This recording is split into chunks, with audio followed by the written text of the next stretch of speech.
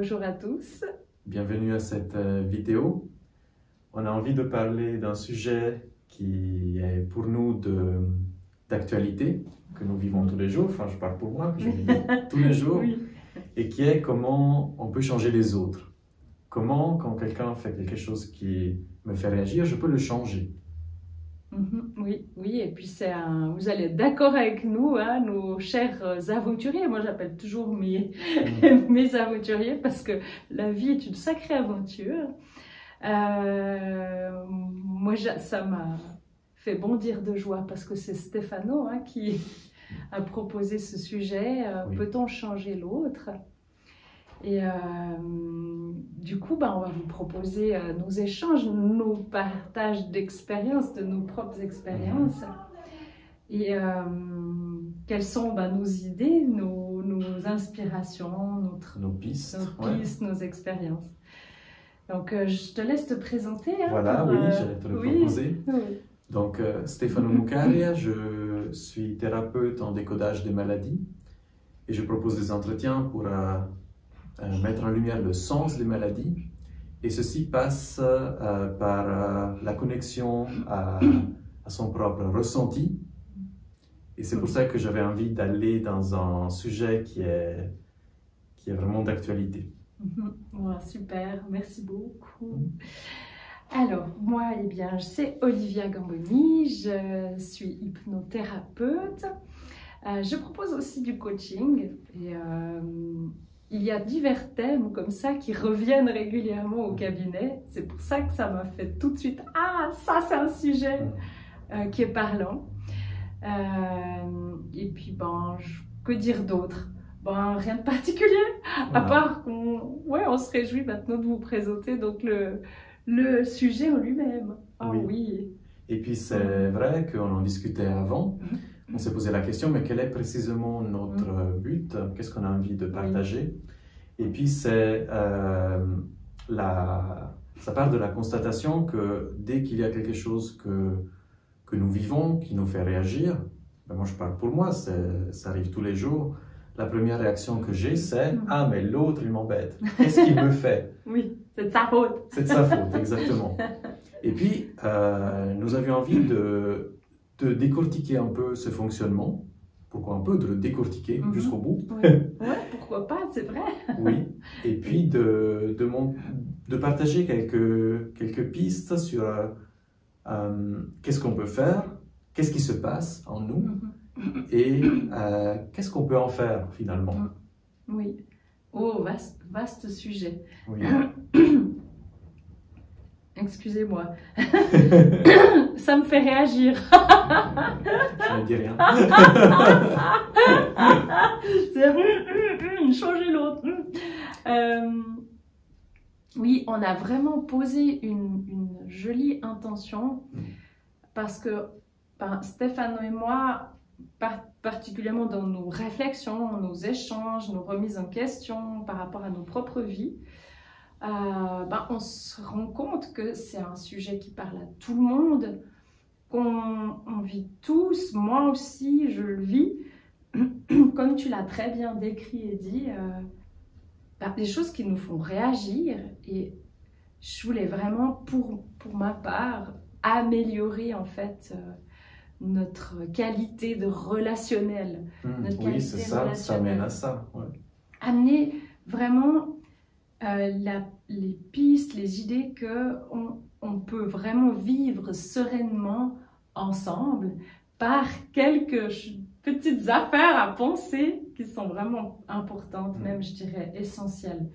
Sinon, on fait que de changer de partenaire sans arrêt, je veux dire, parce qu'on ne sera jamais satisfait. Donc, on doit apprendre en fait ce chemin de sérénité, de satisfaction relationnelle. Donc là, tu parles de partenaire. Donc c'est vrai qu'on avait envie d'axer la réflexion particulièrement sur la vie de couple, puisque c'est un sujet qui revient très régulièrement dans nos entretiens et chez nous-mêmes aussi. Chez nous-mêmes aussi, donc oui. Parce que c'est vrai que je me rends compte que le couple, c'est le terrain d'expérimentation par excellence, où tout ce que nous vivons dans nos relations, tout ce que je vis dans mes relations, est présent et puissance 1000. Donc, c'est intéressant d'orienter cette réflexion sur la vie de couple.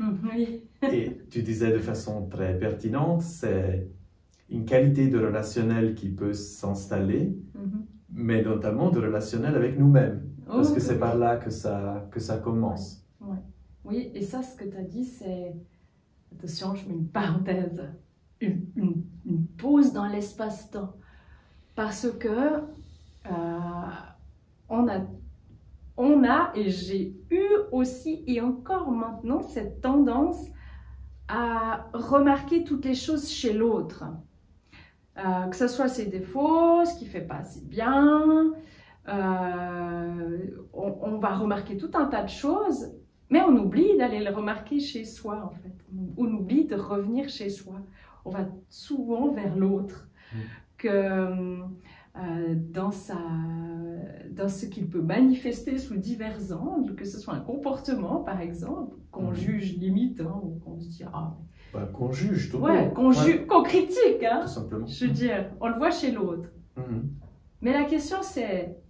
Oui, c'est ça, ça nous fait réagir chez l'autre. Oui. Mais la question, c'est précisément, mais qu'est-ce qui réagit chez moi? Puisqu'il y a le comportement de l'autre personne, mais la réaction, elle est chez moi. Donc, qu'est-ce que ça vient toucher, finalement? Il y a toujours cette image de la personne qui appuie sur le bouton. Le bouton, il est là. Donc, quel bouton réagit, finalement? Et ça, c'est très intéressant parce que tu nommes quelque chose d'essentiel, c'est que quelqu'un fait quelque chose qui me fait réagir, qui m'énerve, qui me rend triste, qui me fait bondir. C'est très présent. Oui. Ça peut. Et puis finalement, il y a cette possibilité qui est à mon avis très précieuse de faire un pas de côté, de me laisser traverser par l'émotion. Elle est là, puis je ne peux pas l'annuler, puis surtout pas l'annuler parce elle a un message à me donner. Mais qu'est-ce qui réagit chez moi? Quelqu'un fait quelque chose, alors oui, la première réaction c'est « Ah, mais il fait ça ». Mais ça ne va pas du tout. Mais finalement, ce que je peux regarder, ce qui a du sens, c'est qu'est-ce qui est touché chez moi? Qu'est-ce que je ressens avec dans cette situation? Et puis,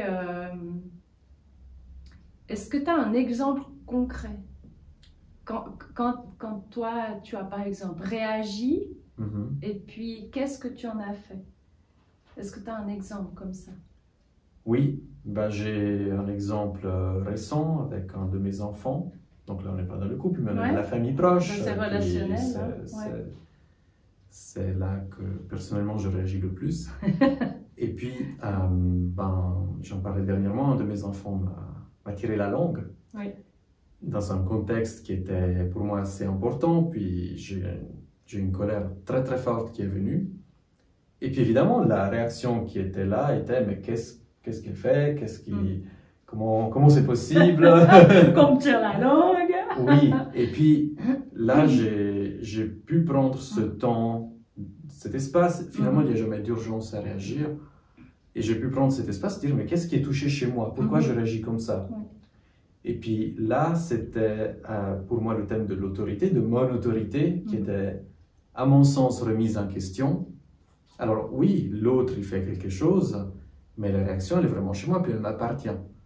Donc, si le thème de l'autorité, remise en question, me fait réagir tant, ok, c'est chez moi que je peux regarder, en fait.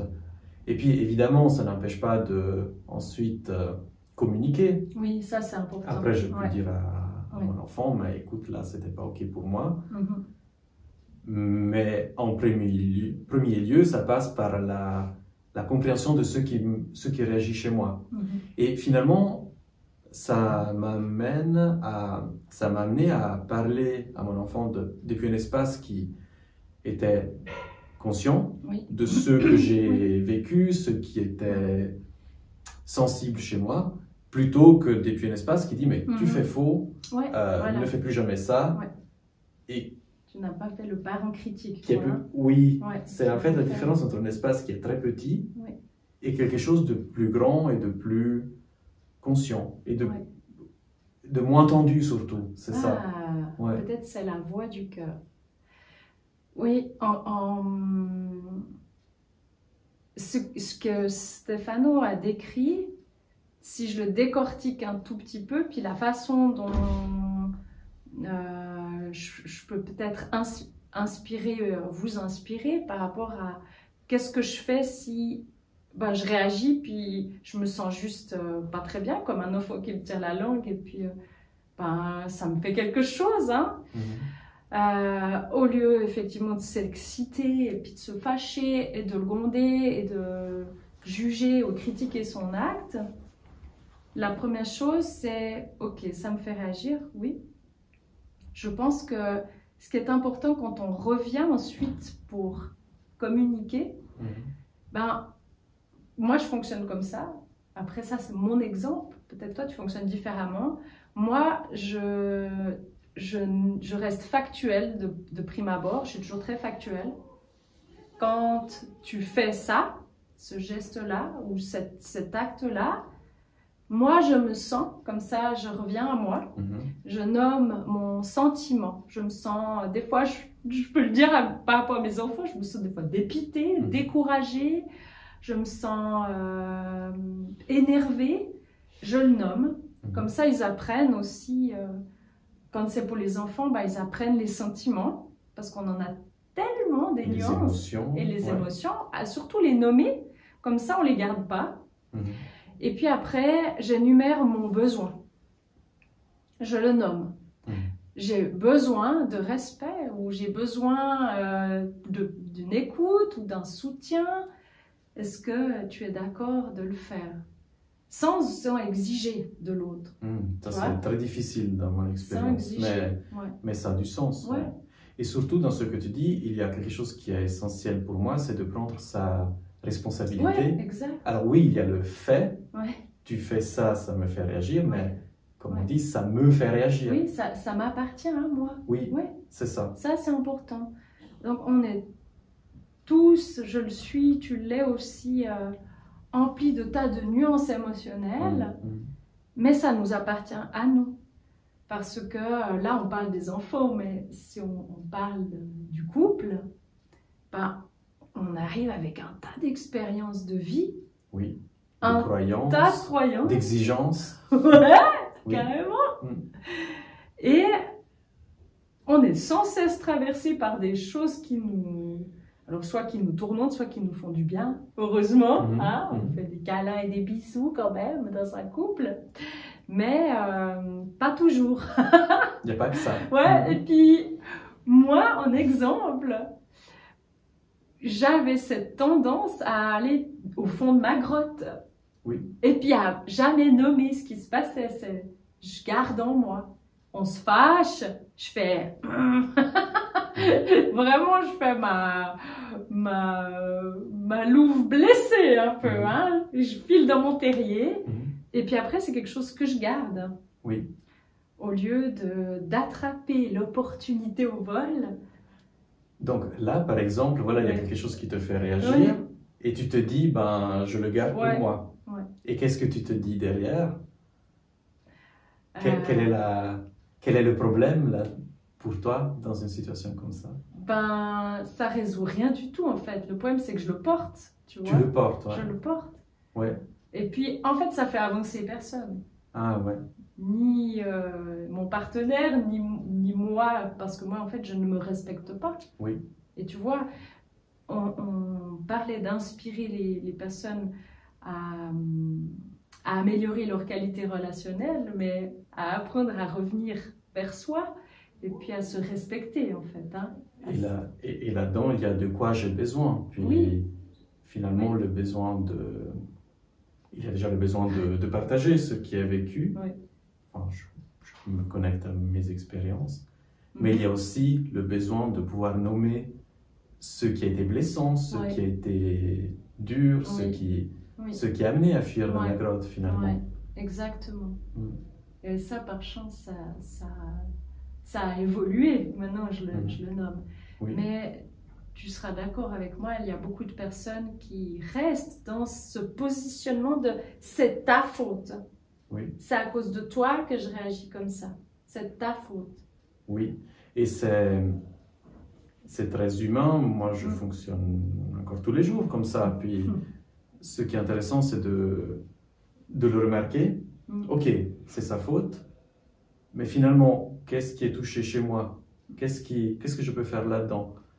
Je montrais avant, on discutait de la vidéo, puis je montrais un exercice d'aïkido que je propose de refaire. Donc, je te tiens le poignet là. Voilà, quelqu'un me tient, une situation conflictuelle.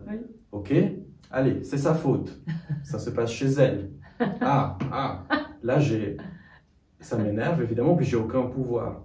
Si par contre j'arrive à ramener ça chez moi, là j'ai déjà beaucoup plus de marge de manœuvre.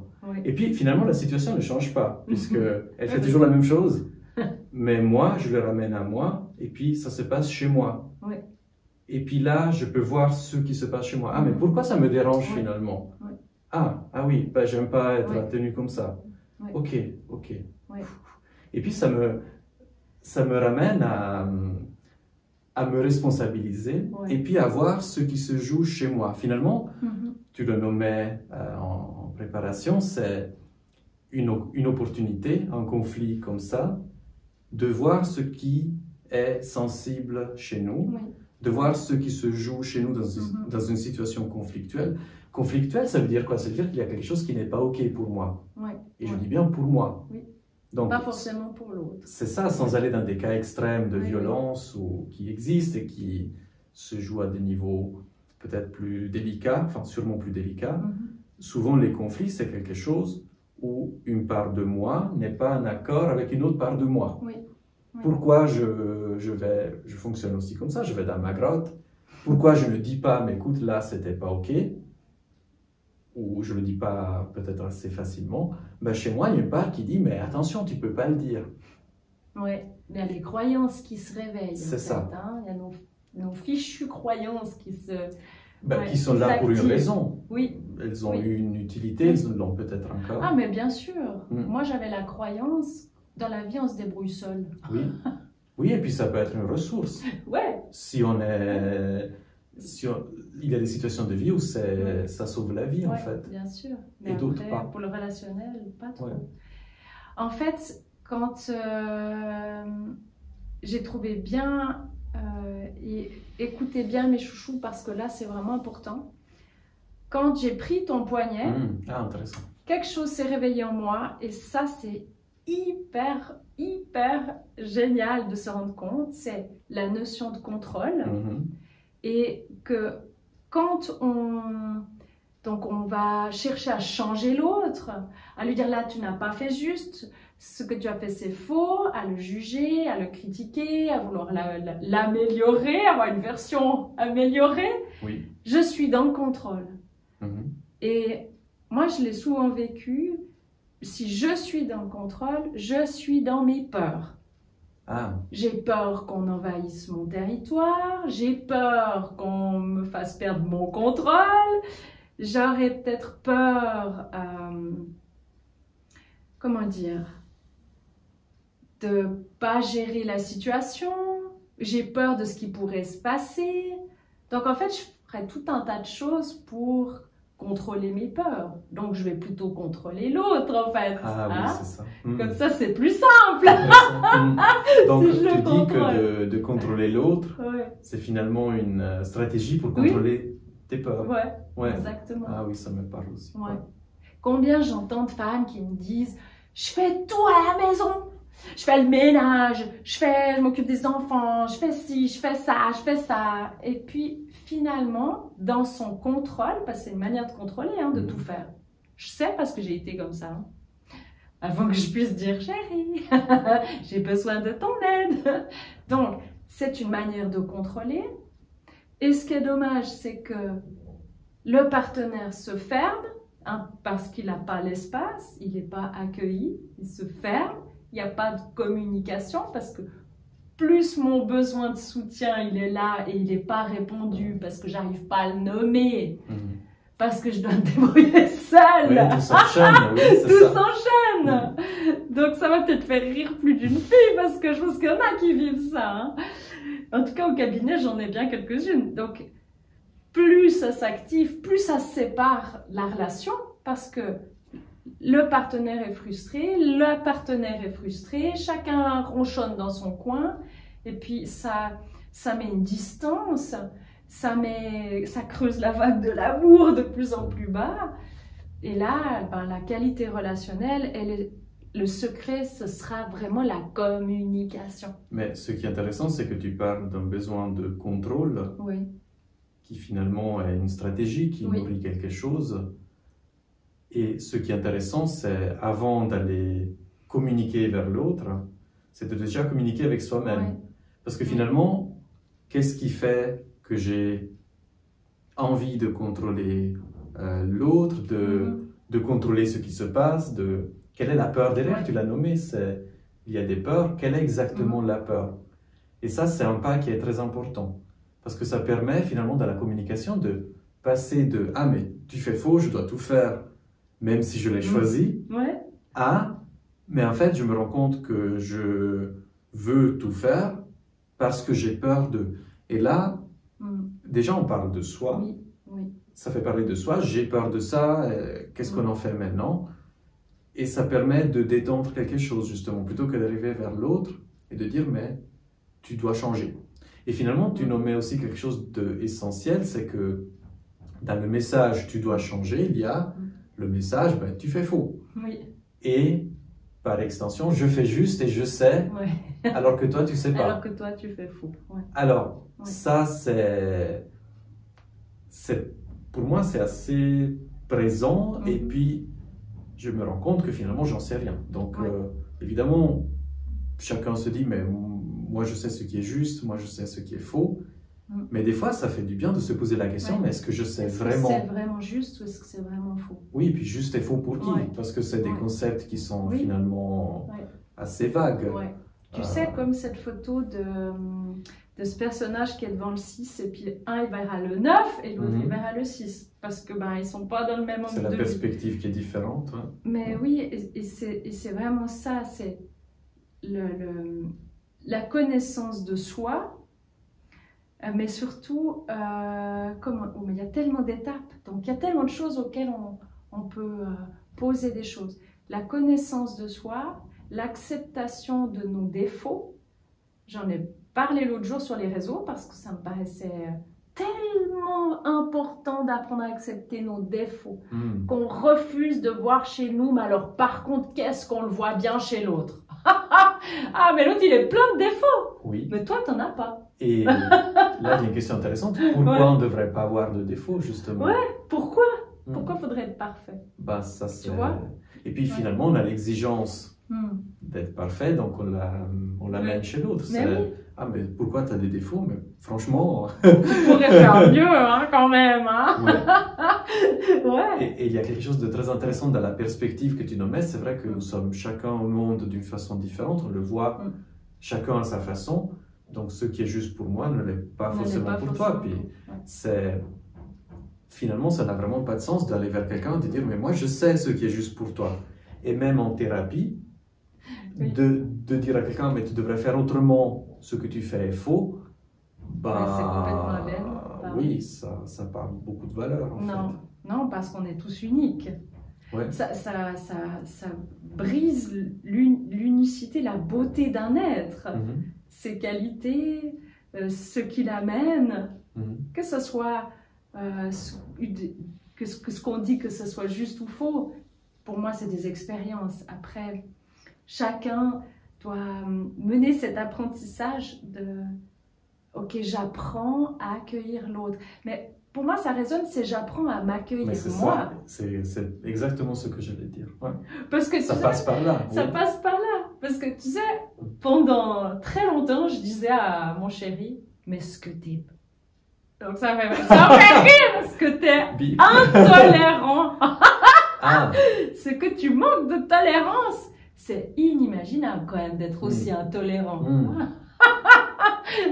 Jusqu'à ce qu'un jour, je me dise, c'est drôle en fait, il me semble que moi aussi je manque de tolérance. Mais il m'a fallu des années Parce que vous savez, notre ego, il est incroyable pour nous voiler la face, hein, pour nous protéger Oui, de c'est ce une qu'on protection. considère de défaut. Hein. Donc, comme je disais, on le verra plus chez l'autre que chez soi, les défauts. Parce qu'il y a des personnes qui refusent de les voir. Mais je vais vous dire pourquoi. Pourquoi on refuse des fois de voir nos défauts? C'est quand on a confondu l'être et le faire.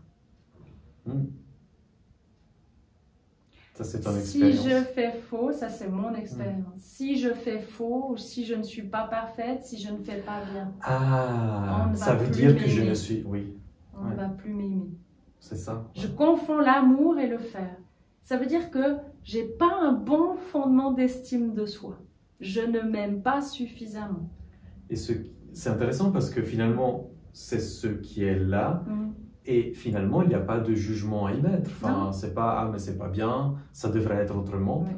Finalement, c'est l'opportunité de le voir, et puis de dire, OK, il y a ça qui est comme ça Ouais. chez moi. Ouais. Qu'est-ce que j'ai envie d'en faire? Est-ce que ça me convient? Et Ouais. puis, ça peut être des questions Ouais. ouvertes. Ouais. Puis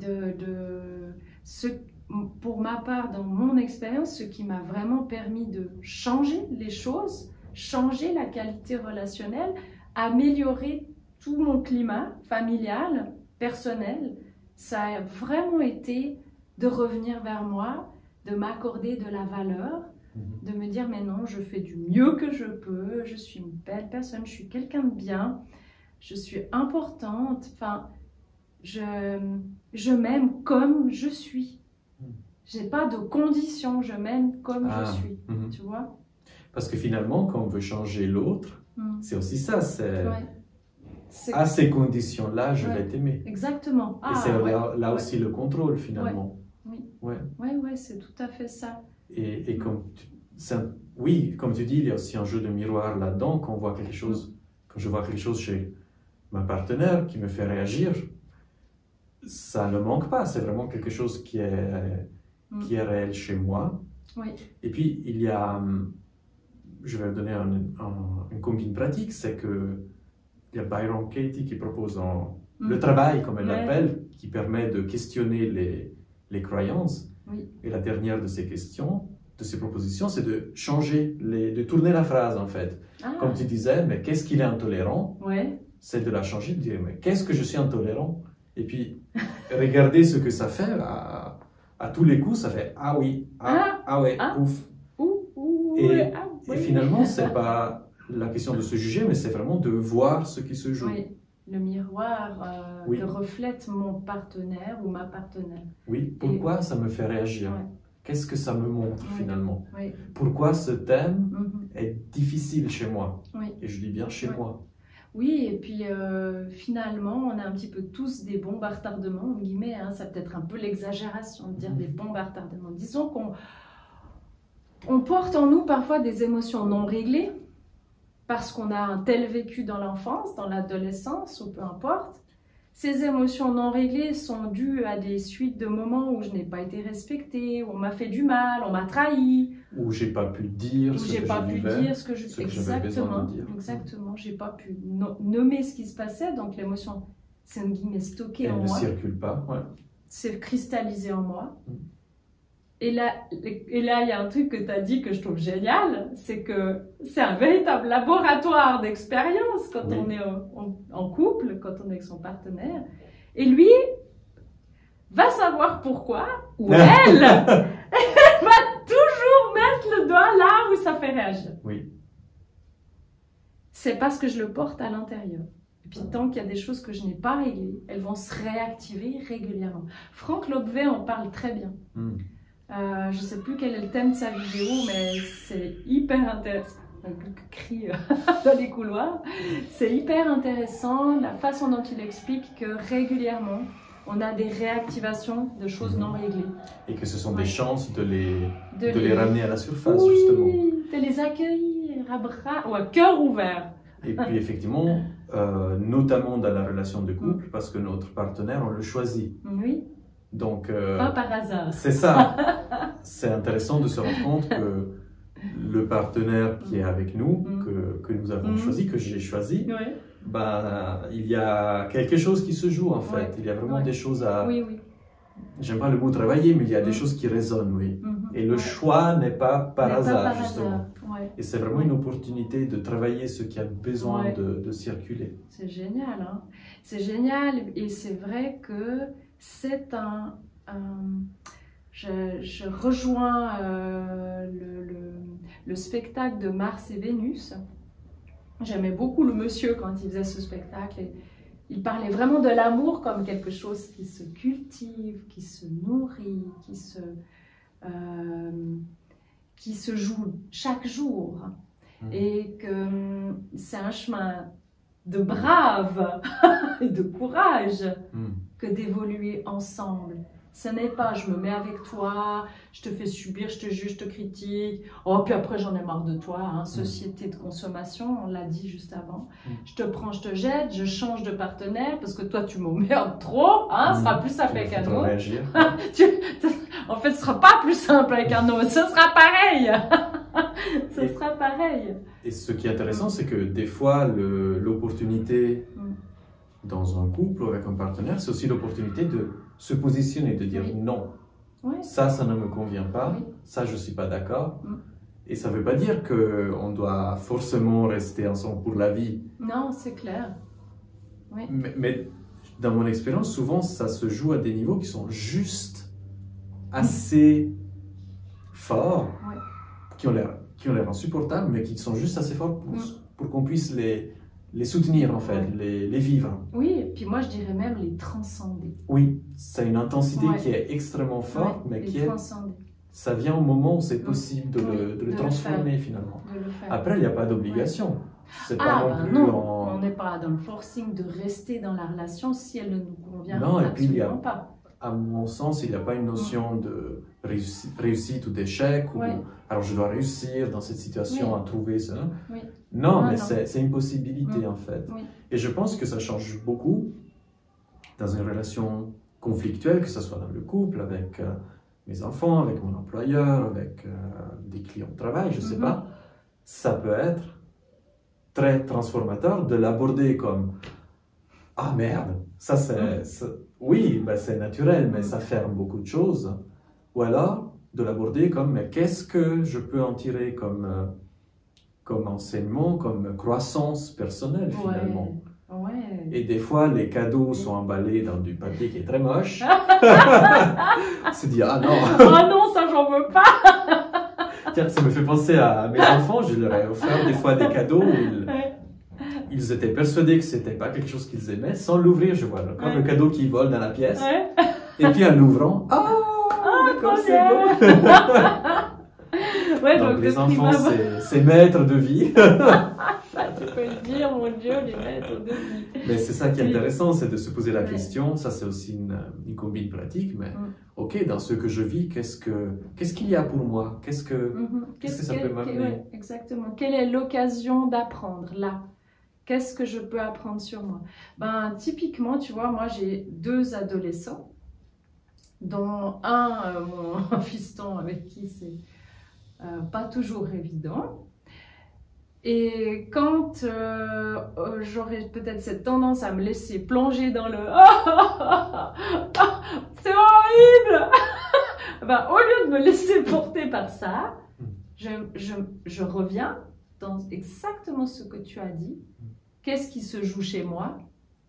Qu'est-ce qui réagit? Ah, puis je me rends compte que c'est les peurs. Oui. C'est peur qu'ils réussissent pas, peur qu'ils se plantent, peur qu'ils fassent faux, peur qu'ils fassent des bêtises. Toutes ces peurs, finalement, je vibre tellement de peur que j'attire ces peurs elles-mêmes. C'est un peu comme si je créais, je co-créais, et c'est répandu. C'est sans cesse répandu. Plus j'ai peur qu'ils se loupent, plus ils se loupent. Tu vois? Donc vraiment... C'est une occasion d'accueillir ces peurs. Ça me fait réagir parce que je remarque autour de moi des fois une peur qui est celle de, effectivement, ah mais si j'ai peur de ça, ça va le créer. Et finalement, derrière, il y a, ça va être ma faute. Ah oui, non, et puis là, ça met, tu vois, déjà, moi je le vis en tant que parent, des fois, ah mais c'est difficile. Hein. Si en plus c'est ma faute, et si en plus... Alors là, Ah, je suis en train de créer ça. voilà, le poids qui est comme ça, il devient un énorme. poids énorme. Puis, Oui. Ouais. et puis, moi, je pense, ça c'est Oui. mon expérience à moi, que finalement, les peurs, elles sont là et on n'y peut rien. Oui. Enfin, moi, j'y peux rien, je sais pas. Ouais, Je oui, sais bah, pas, elles font partie en fait. mais, Ouais. mais finalement, ok, mais qu'est-ce que j'en fais de cette peur? Est-ce que je peux lui faire une place? Ouais. Et puis, ce qui marche pour moi, c'est de la visualiser dans mon corps. Ouais. Ok, mon corps, il est là. Où est-ce que je peux la loger, cette peur? Où est-ce que je peux lui faire une place? Ouais. Parce qu'elle est là de toute façon. Et puis, de l'accueillir, de lui faire une place. Et ça peut être des sensations physiques. Oui, oui, ça peut Ah, être vient une dans mon oppression, ventre. Dans un mon douleur. genou. Ouais. Ouais. Et puis, ok, quand je lui fais la place qu'elle demande, qu'est-ce qu'elle me dit? Ouais. Et finalement, tout ça pour dire que d'aller vers ces peurs, que d'aller vers ce qui se joue en nous, en moi, et qui finalement, de premier abord, a l'air insupportable et ingérable, Oui. ben, tant que je le fuis, évidemment, ça ne va pas être gérable. Ouais. Mais de lui faire une sûr. place et de sentir physiquement ce que ça me fait, Ouais. ok. Mais finalement, rien n'est là par hasard, justement. Et puis, les peurs qui sont là, elles ont un message aussi Oui, qui est très d'amour, utile, finalement. oui. Si j'ai peur pour mon fils, Oui. ben, je l'aime, mon fils, si je m'en fous. Si je Il n'y m'en a pas fous, peur, ouais, ouais. bah oui. Donc, c'est intéressant parce que ce que tu nommes, c'est un chemin royal pour... ok, qu'est-ce qui est important pour moi? Ouais. Ouais, c'est joli ce geste. Ouais, moi je fonctionne assez comme ça quand ça vient. Alors moi, avec mon expérience d'hypnothérapeute, j'aime bien aussi jouer dans ce qui se passe dans le corps parce que c'est fondamental, c'est important de ressentir comment ça se manifeste dans le corps. Puis des fois, je joue, je fais comme une enfant, je joue et je m'amuse à poser ma peur à l'extérieur, à la regarder, à quoi elle ressemble. Si je pouvais la voir. Alors des fois, elle ressemble à un monstre, un dragon, un chien enragé, quelque chose qui veut me mordre ou qui veut me piquer ou qui est dangereux. Ou qui est dangereux. Quelque chose comme ça. Ouais. Et puis j'apprends à aller vers, à donner de l'amour, à toucher, à apaiser, à rassurer, à voir comment ça peut bouger en fait, comment ça peut se transformer. Et c'est vraiment ça, l'accueil. C'est ok, c'est là, ouais. Je vais à sa rencontre. Ouais, exactement, exactement. Ouais, j'avais fait cet exercice avec une jeune fille, c'était un tigre qui était très très très menaçant. Et puis ça se jouait dans son ventre, elle me disait j'ai des douleurs, puis c'est tout crispé, puis je dis c'est crispé comment? Puis elle disait comme le tigre, il fait comme ça, puis c'est tout. Et puis on a vraiment été à l'accueil, on a caressé le tigre. Ah, c'est très différent du coup. C'était très différent, c'était beau. Et finalement, quand quelqu'un nous fait réagir, ça vient réveiller ses peurs ou... Oui, ses peurs. Et c'est vraiment là, l'alchimie, c'est de passer de « Ah, mais lui, il me fait ça » à « Ok, il y a ça qui se réveille à moi. Oui. Ok, qu'est-ce que j'en fais? Est-ce que je peux aller à sa rencontre? Oui. » Et finalement, ce que l'autre me fait, c'est vraiment juste un déclenchant, un déclencheur. Un déclencheur, ouais. Et ça, c'est finalement secondaire. C'est d'abord, je peux prendre soin de moi. Oui. Qu'est-ce qui se joue chez moi? Et après, je vais vers l'autre régler la question, s'il y a question à régler. Oui, mais des fois, moi, je vois chez moi plein de situations où je me dis, mais l'autre, il fait exprès, mais l'autre, il fait ça parce que... Et dans 9 fois sur 10, je me rends compte que c'est moi qui me raconte des histoires. Oui. Je sais pas, je vois... Non, mais on est les champions. Hein. Oui, et puis comme le cerveau, il fonctionne, son rôle c'est de détecter les dangers ou de comprendre les choses. Mais il fonctionne tellement bien que 9 fois sur 10, il se raconte des histoires qui n'existent pas. Et je qui le vois. Font peur, hein. Et puis l'histoire sera la plus bien ficelée pour qu'on la croie, justement. Donc le cerveau, il invente des histoires, il les croit, c'est son boulot. Mais moi, j'aime bien remarquer toutes les fois où je me dis, mais je sais pas, je pense au travail, hein, mais mon collègue laisse traîner ça, c'est pour m'embêter.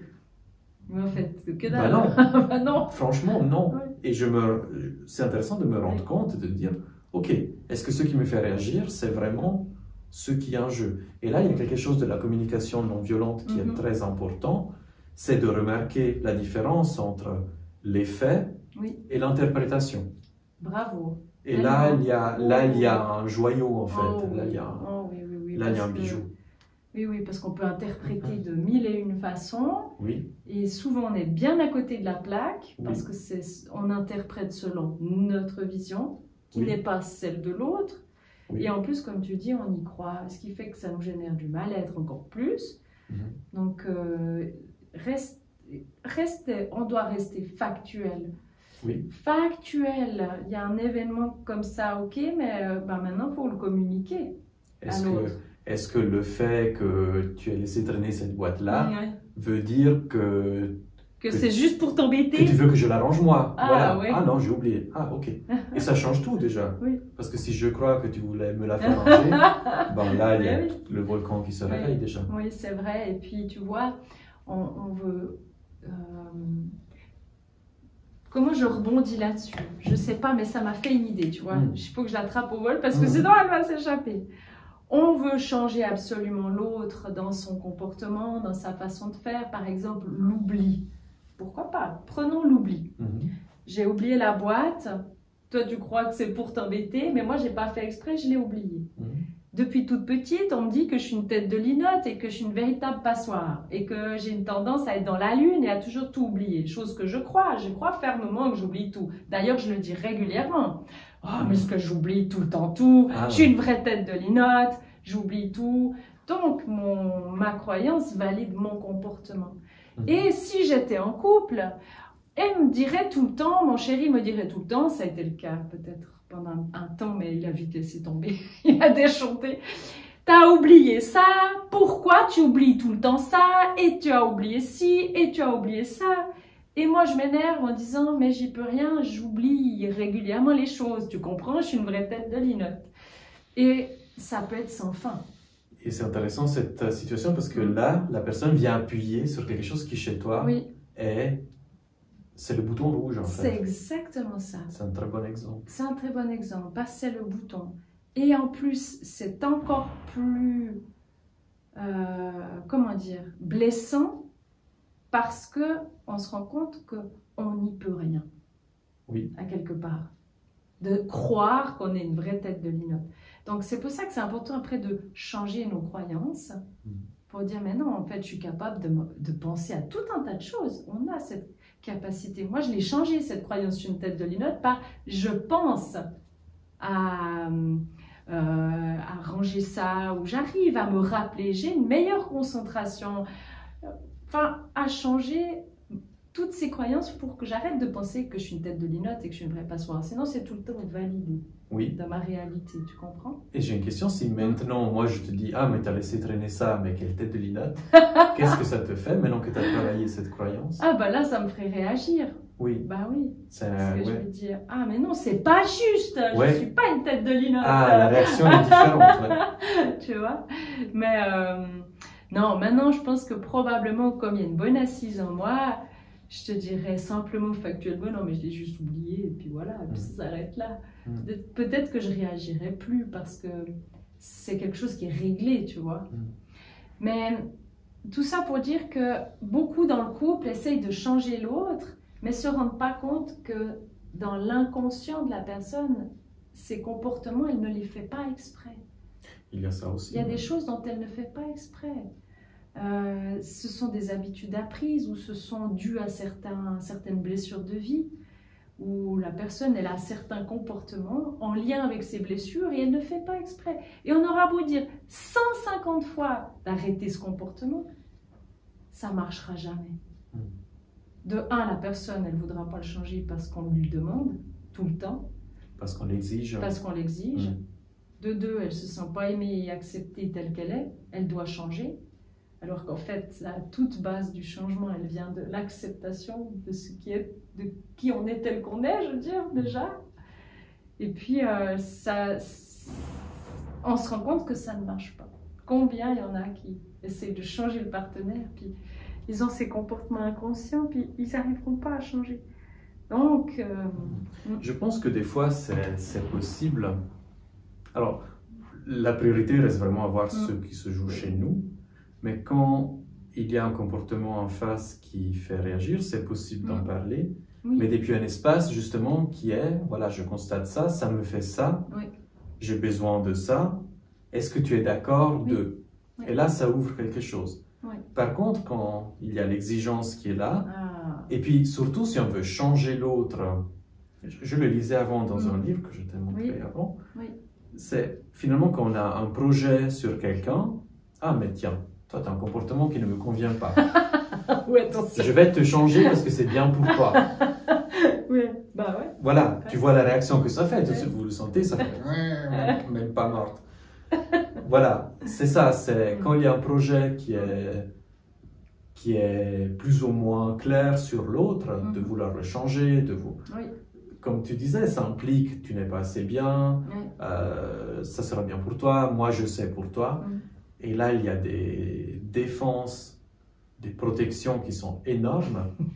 Et d'ailleurs, on remarque dans ces situations que quand on lâche la chose, je ne sais pas si vous l'avez remarqué, quelque chose qui nous tient tellement à cœur chez l'autre, dès qu'on le lâche, plouf, ah ben voilà, ça change. Et c'est ça qui est incroyable, c'est que toute cette énergie que la personne ressent comme une envie de le changer, du coup elle tombe, du coup la personne n'a plus besoin de se défendre contre ça, c'est un besoin qui est inconscient. Bien sûr. Et puis du coup elle peut avancer à son rythme, dans sa direction à elle, ce qui est juste pour elle. Exactement. Et c'est pour ça que c'est important de poser une demande depuis soi, depuis ses besoins, ses ressentis, plutôt que mettre une exigence plus ou moins consciente, plus ou moins forte. Oui, tout à fait, tout à fait. Ça me fait penser, je voyais une vignette l'autre jour sur un parent et un enfant où le parent dit « Ah, mais puisque tu aimes bien chanter, je t'inscris au cours de chant » qui part d'une bonne intention. Et puis l'enfant dit « Mais pourquoi tu m'imposes ça ?» Et puis c'est ça, c'est une bonne intention. Moi, je sais pour toi, je vais changer c'est du contrôle, ton emploi du temps, oui. Et l'autre qui dit « Non, mais moi, je veux pas ça, je veux pas que ça me soit imposé. » Et c'est vraiment ça qui se joue, en fait, à mon avis, dans mon expérience. Oui, tout à fait. Bref, vous l'aurez bien compris, c'est un joli parcours de découverte de soi, de compréhension aussi, d'apprendre à aimer la différence qu'on peut percevoir chez l'autre, nos différences chez nous, nos unicités chez nous. Et puis, quand on revient toujours à soi, en prenant nos expériences comme des opportunités de grandir, eh bien, on est plus dans l'accueil de l'autre. Si je m'accueille moi, j'accueillerai mieux l'autre. Si je me respecte moi, j'arriverai mieux à respecter l'autre. Et pareil pour l'amour, si je m'aime vraiment, j'arriverai mieux à aimer l'autre. Oui, tout commence par soi. Tout commence par soi. Donc, c'est des occasions de grandir. Oh oui, magnifique. C'est magnifique, c'est trop beau. Oui. Est-ce que tu as un mot de la fin, toi? Oui, moi j'ai envie de souligner que ça passe par la conscience de comment, pour moi ça passe de la conscience de comment je fonctionne. Quelque chose me fait réagir, qu'est-ce que je vis? Ok, de quoi j'ai besoin? Qu'est-ce que je peux demander? Et pour moi, ça a lâché quelque chose de me dire, mais il n'y a pas d'urgence en fait. Je ne dois pas réagir dans la seconde qui suit. Il y a vraiment ce mouvement de, avant d'aller chez l'autre, je regarde chez moi ce qui se joue. Et ça peut même demander de prendre un moment tout seul en fait. Et voilà, mon mot de la fin, c'est de vous inviter à mettre cette conscience dans ce qui vous fait réagir, c'est qu'est-ce qui se passe chez moi, qu'est-ce que je vis, qu'est-ce qui est difficile pour moi là-dedans. Oui. Et puis après, c'est d'engager un travail chez moi. Non, je rigole. Après, c'est de poser vos objectifs vers quoi vous voulez aller. Vers quoi vous voulez aller? Puis d'être clair dans vos objectifs. Ben, si par exemple vous vivez beaucoup de rigueur, parce que c'est rigoureux dans le couple, votre partenaire est rigoureux, il y a de la rigueur partout, c'est dur, ben, si vous avez besoin de douceur, clarifiez-le. Posez-le en objectif. Merci pour la douceur dans ma vie. De quelle manière je peux m'apporter de la douceur dans un premier temps? Et si je m'apporte de la douceur, qu'est-ce que ça change? Qu'est-ce que ça améliore dans ma relation à l'autre? Et vous verrez que le mouvement sera tout différent. Et ça va faire douceur, douceur, la joie, tout ce qu'on a besoin. Donc, soyez clair dans vos intentions. Une fois que vous êtes capable de déterminer ce qui se passe, d'accueillir, de vivre mieux vos peurs, vos émotions, eh bien, les intentions, elles peuvent se poser. Une fois qu'on a accueilli, une fois qu'on a accepté ce qui se passe, une fois qu'on sait exactement ce qui se joue, alors on peut poser des intentions, des objectifs, des choses. Puisque oui, l'être humain, il a tout le temps envie de s'améliorer, de croître. Moi, je suis une petite plante, hein, c'est une petite plante. Donc oui, dans ce sens, après, on peut poser nos objectifs. Une plante qui a le droit de se planter. Et mieux elle se plante, mieux elle grandit. C'est ça. C'est exactement ça. C'est intéressant. C'est bien ce que tu dis. Moi, ça me touche parce que c'est vraiment... ce travail-là permet d'aller vers ce qu'on a envie de vivre, justement. Oui, exactement. Plutôt que se limiter aux obstacles, que taper contre l'obstacle. Ah, mais l'autre me fait écran, l'autre me bloque, l'autre me cherche. Ok. À quoi ça me renvoie? Puis une fois qu'on est là, mais de quoi j'ai envie en fait? Et là, il y a quelque chose qui s'ouvre. Exactement. Il y a une ouverture, il y a un développement, il y a une croissance de nos envies parce qu'on y met l'énergie dessus. Parce qu'au lieu de tout le temps mettre l'énergie sur la colère, le jugement, la critique, si je mets l'énergie dans la compassion, dans l'amour, dans la clarification de mes besoins, dans l'écoute de moi-même, et que j'y mets vraiment l'énergie dessus, mais c'est ça qui est répondu finalement, c'est ça qui va se répondre dans ma réalité. Ça devient le thème qui est présent à la place de ce qui bloque. Exactement, exactement. Donc voilà, prenez soin de vous, mes chers aventuriers, comme toujours, prenez soin de vous. Aimez-vous tel que vous êtes, apportez-vous tout cet amour et carpe diem, hein. Advienne que pourra, et que la suite soit merveilleuse pour vous, vraiment. J'espère que ces réflexions, cet échange vous ont parlé. Et puis, en tout cas, moi j'ai eu du plaisir à échanger et puis à partager ça. Merci beaucoup à toi, Stéphane. Merci beaucoup. Et puis peut-être qu'on se verra dans une autre capsule, qui sait. Merci beaucoup en tout cas. Merci beaucoup, à bientôt.